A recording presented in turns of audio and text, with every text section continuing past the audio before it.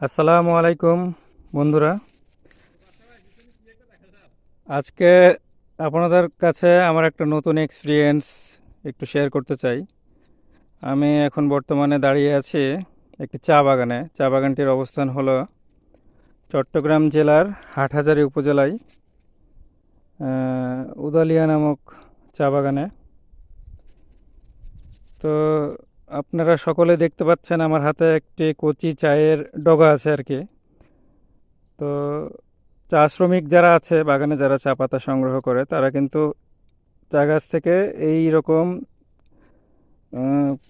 কচি ডগাগুলোই কিন্তু সংগ্রহ করে। ফ্যাক্টরিতে যেগুলো যাওয়ার পরে প্রসেসিং হয়, তারা কিন্তু এই পাতাগুলো সংগ্রহ করে নিয়ে যায়। কিন্তু আমার একটি ভ্রান্ত ধারণা কী ছিল জানেন? ভ্রান্ত ধারণা ছিল, আমি প্রথমে চা বাগান দেখারও আগে যখন মনে মনে আর কি